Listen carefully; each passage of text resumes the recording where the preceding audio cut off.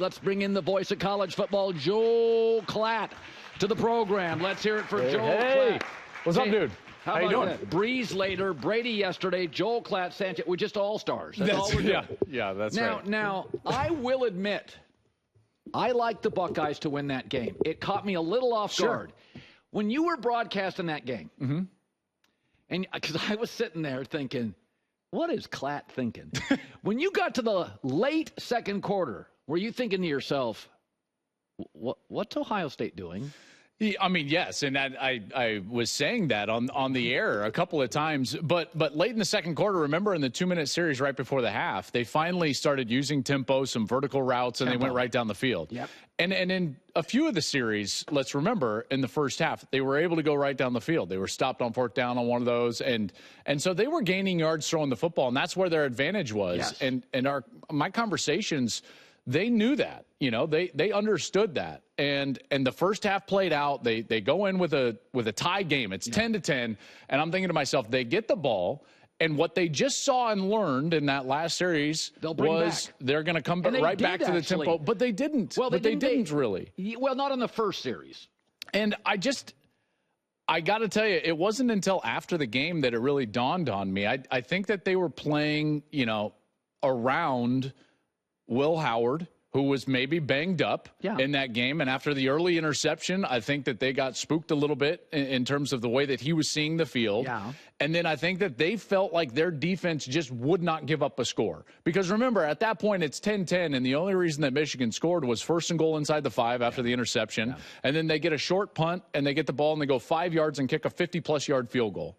And so I think that Ryan and Chip, in a lot of ways, looked at the way their quarterback was playing, looked at the way their defense was playing, and I think that in the third quarter, they thought to themselves, one score wins this. I thought a field goal wins this, and that's the way they called the game in the second half. I think, it's interesting.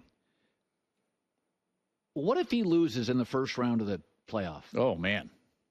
Now, I wouldn't fire him, but I do think we can say this. When you stacked him up against Harbaugh, he felt like the second-best coach in the field. That's okay. Most of the NFL does. So let's not overreact that Harbaugh beat him. Let's not overreact to that. Belichick beat Andy Reid. Andy Reid beat Belichick. Sometimes you lose to great coaches. That's right. Tom Coughlin, by the way, who should be in the Hall of Fame, it's idiotic that he's not, beat Belichick twice in the Super Bowl. Twice. Great coaches beat great. By the way, Belichick for years struggled with Andy Reid, even before he had Mahomes. So it's okay to lose to Harbaugh. And this is what I would tell Ohio State fans. Just take the Harbaugh out. He's arguably, next to Belichick and Reid and Sean Payton, his best coach in the league, football, on the planet. But then there's the Clemson loss, and then there's the Georgia loss. So, and Ohio State's not reasonable. They're irrational. Do you think there's a chance he gets fired if he lost to Tennessee in the first round? I don't think so. Okay. I don't think so, just because I'm only going based on what their athletic director has said, Ross Bjork. Yeah. Remember, Ross is fairly new to the job. This is really his first full year on the job as athletic director at Ohio State, and I don't think that he wants to go down that road. I also think, and I know that, people say like, oh, everyone has money, but it would cost a significant amount of money. Probably you're looking at upwards of $45 to $55 million just to buy out the current coaching staff. You would need to then go and hire somebody and then spend money in the NIL. You're looking at another $20 to $25 million to do that. So you're in the neighborhood of $75 to $85 million to make that decision. Yeah. And I don't think that that's I don't think he has the appetite for it, and I don't think that would be the right move. I really don't. And this is the other part of this is like, I don't think that this is going to last forever. I think that Ryan is a very good coach. I think that there's a mental block with Michigan right now. Sure. And the game plan on Saturday, I think, was evident of that, but there were obviously other factors. And this feels like something that when he gets over the hump, it's going to be big. I mean, Harbaugh didn't win over Urban Meyer, and they stuck with him when they thought they would fire him in the COVID year. They stuck with him, and look at what happened. You look at the history of college football, and what you'll see is that most often, even the greatest coaches in the history of our sport have taken a while to win their championship. Yeah. It took Osborne quite a while. It took Bowden quite a while. It's very rare that you get these guys that win it right away like Bob Stoops or Larry Coker. it's generally the opposite. Yeah. Guys take a while. Urban Meyer took a while. Saban, it took a while as a head coach in order to get to that point and then eventually win the national championship. On that, and it's okay for people to learn on the job. I do think I said this. If you go look at Saban, he starts at Michigan State. I mean, he averaged 7 wins or something. Then he goes to LSU, and he goes to Miami. Doesn't work. Maybe could have eventually. And then he goes to Alabama. First year they lost to Louisiana Monroe at home. That's Second right. year they got boat raced by Utah in the Sugar Bowl. Well, and they lost to Florida that year as an undefeated. They couldn't beat Tim Tebow and Urban Meyer. So it took a while. I mean, Nick Saban didn't win a title until he's well into his head coaching career. So I'm with you. Okay. But I also understand that fan base is irrational. There's no question about it. Yeah. And the problem, and I think Ryan would even admit this, is Saturday was not great. Was not great at all. It was because bad. They allowed Michigan to get in their head.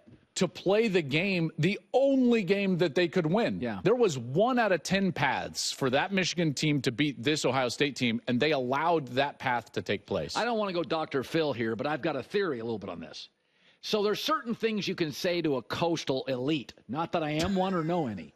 But if you said to me, coastal elite, I'd be like, 72 degrees today. How's it in Indy? I don't care if you call me the coastal elite. Either to New Yorkers. I've been called that my whole life. And I'm like, I love the Midwest. I fly over it all the time. But in the Midwest, if you say to somebody, you're soft. They don't like that. We are soft out here. I'm soft. I am. I take work off for an ice cream headache. I will take a day off any day. But Midwestern people, and Ryan Day was told the last 3 years, you're soft. Ohio State's soft. You can't run the ball. And it got into his head. Yeah. And I think if you told Lincoln Riley that, or you told, nobody cares.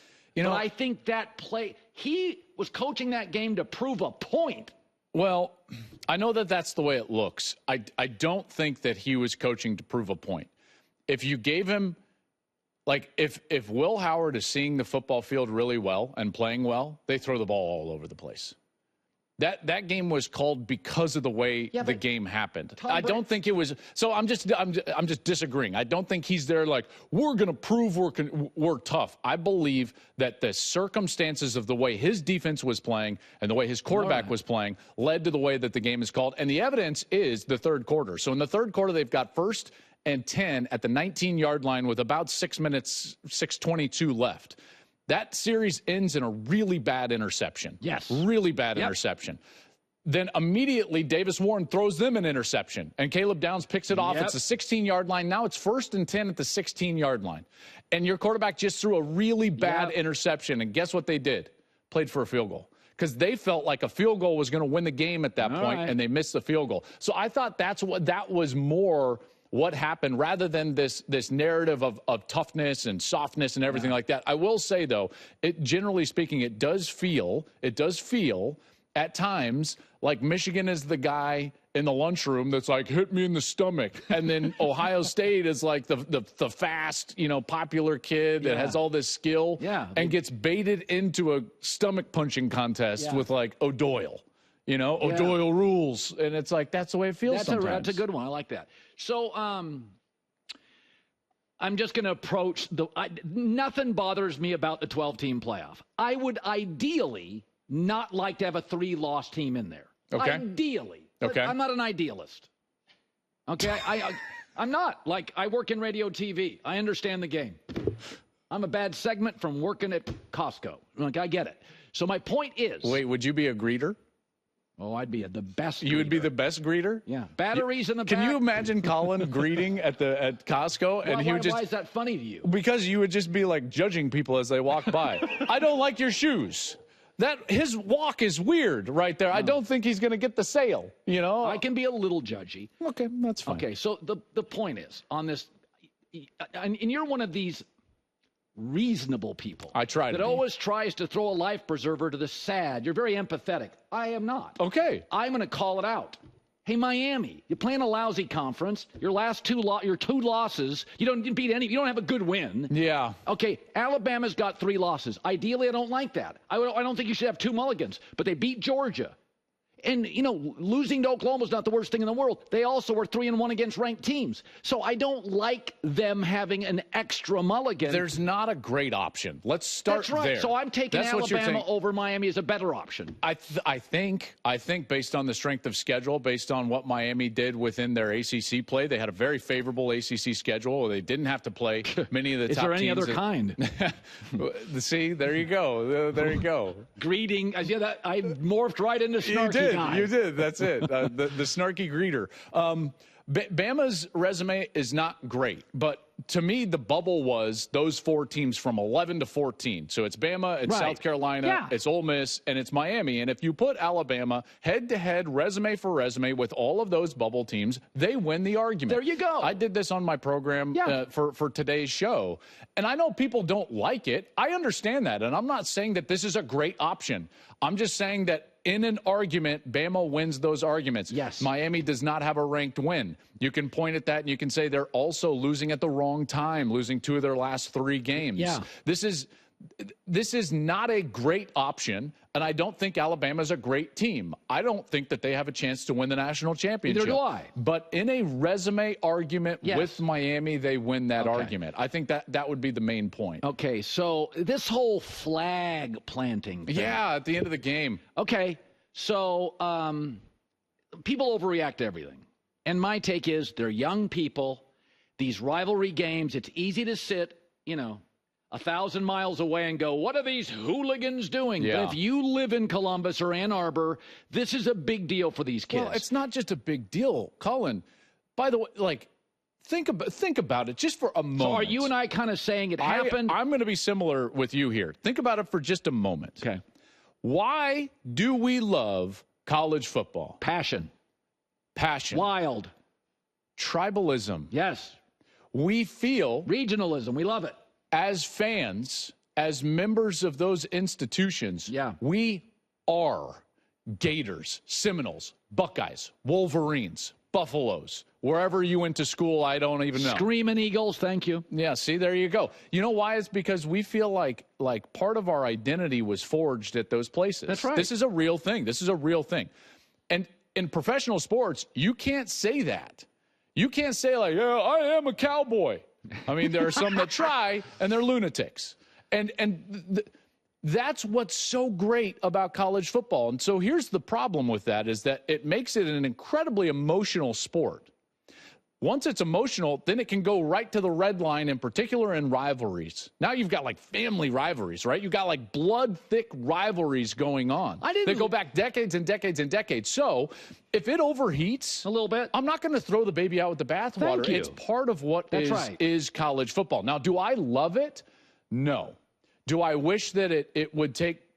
Do I wish that this would happen? No. Is it ugly for the sport at times? Yes. However, if I'm going to love the sport because it goes up to that line, I cannot be upset when it inches over that line. And I'm not going to chastise the individuals for being emotional in that situation. I know what it feels like to lose to your rival at home. I know what it feels like to beat your rival on the road. One is elation, and the other is the depth of depression that you can't even fathom. Why? Because it's tribal. That's how we identify. So, folks, if you're mad at 18 to 22-year-olds being emotional about what happens at the end of the game, I think your anger is misplaced. Yeah, we agree on that. So that makes me rethink my entire line of. Yeah. Hey, I know what it's like to lose an intramural game in overtime. Yeah, see? I went sideways. It's I tell you what. I didn't sleep for half a day. I mean, and by the way, what's the fix? It's should we not have flags? Okay. But it's Texas planted their flag on Michigan's field earlier this year. Baker Mayfield did it, famously at Ohio State. Yeah, I get it. This stuff happens. Okay. I don't know, man. So I was, as I'm prone to do, I was at the big game, USC Notre Dame. So, and sharing, I try to add something. I just don't go to the game like you and then exit with a paycheck. I try to add something. Oh, interesting. Yeah. Maybe get on a headset. So, anyway, here's my thing with Lincoln Riley. It's not the 6-6. It's not that. Really? I don't love that because I think life has momentum and inertia. He could be 6-6 and you lost your star quarterback. Here's what bothers me. Today's recruiting day. Alabama is going to sign more kids from Southern California than USC. Yeah, that's a huge problem. That is an issue, is that there's this preciousness to Lincoln Riley. I'll just say this, that is a way bigger issue than going 6-6. That's my point. There's this thing, and again, I don't want to bully people that are 6-6. I think Brian Kelly's a great coach. Bad year.